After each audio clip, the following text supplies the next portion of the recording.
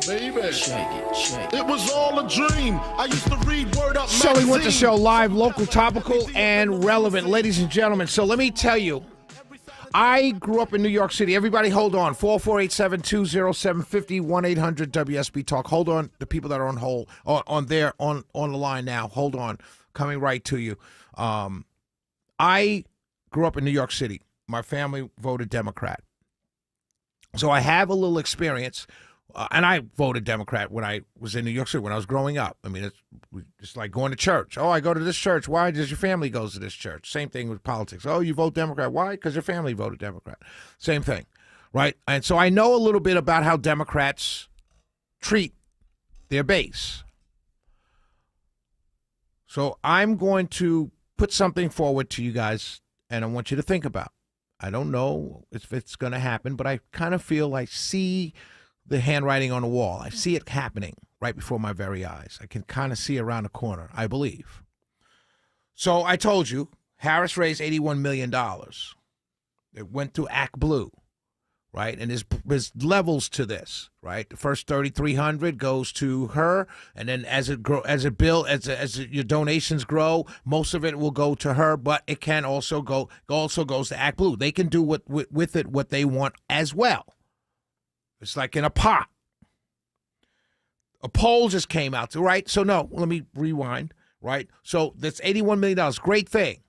All the top VP contenders have all endorsed her. Well, of course they have. They want to be vice president, right? So they all endorsed her. Nancy Pelosi came out today and said, "Oh, I endorse her." But Joe Biden was on the phone with her, and she put him on hold. Pretty funny that you put a sitting president on hold while you talk to his staff, his campaign staff. It's really all so unseemly that no one's talking about. If this was Donald Trump and everything was the same way, they'd be calling him a Judas and someone who stabbed him, his boss in the back. But no one's saying that about Kamala Harris right now. They're just glowing praise for her, but I get it. Anyway,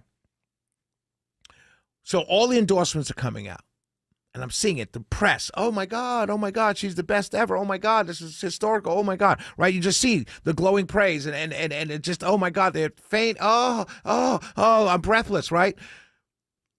That wasn't there in 2020 when she was running for president, and it wasn't even there when she was vice president. As a matter of fact, a couple of years ago, 2 or 3 publications wrote when it was time for re-election, there were publications and think pieces that came out saying that how can Joe Biden get rid of Kamala Harris? Now, these same people are saying, oh, my God, I can't believe she's going to be the president of the United States, right? So here's what I see happening. The reason why they're all doing that is because they have to. She's an African-American woman. African-American women are the very base, the skeletal base. The base. Without them, there's no Democratic Party of the Democrat Party. Without African-American women, there is no Democrat Party. There isn't. It ceases to exist. So they have to do what they're doing right now. But all these Democrats, all these elite Democrats know that Kamala Harris is a weak candidate, no matter what the people screaming and yelling are saying. They know internally and polling and everything, they know she's a weak candidate. Why? Because she was a weak candidate in 2020. Who did not even get out of the primary to Iowa. So they already know what they're dealing with. And not only that, they knew she was a weak VP. Why? Because they were talking about trying to get rid of her before Joe Biden started talking about running for re-election. So we all know, they know, that we know, if we're paying attention, that she's a weak candidate. However, you can't lose the base. So you jump up and down, yay, we support you, we support you. And everybody's on board. Money is being raised, $81 million. I just saw Black Men for Victory. This African-American men, they're trying to they've got 15,000 men signed up already. Black Men for Kamala. All the excitement is there. But can she win? Remember, when Joe Biden was pushed out, it was little to do publicly about his health. We knew it was about his health, but they didn't really talk about that. What they really talked about was the polling. I saw a report that said Nancy Pelosi allegedly, or she pushed him out, but one of the things that she was going to do it the easy way, they were going to talk to him and tell him to step down from running for re-election. But then they were showing them, the team, his team and his family, hard polling, private polling that showed he had no path to victory. And that was one of the main reasons that he was dropping out. That's one of the main reasons he dropped out. Reportedly, it wasn't health. There was no path to victory. Well, if there's no path for victory for Joe Biden, there's got to be no path for victory for Kamala Harris. And so here's my thought.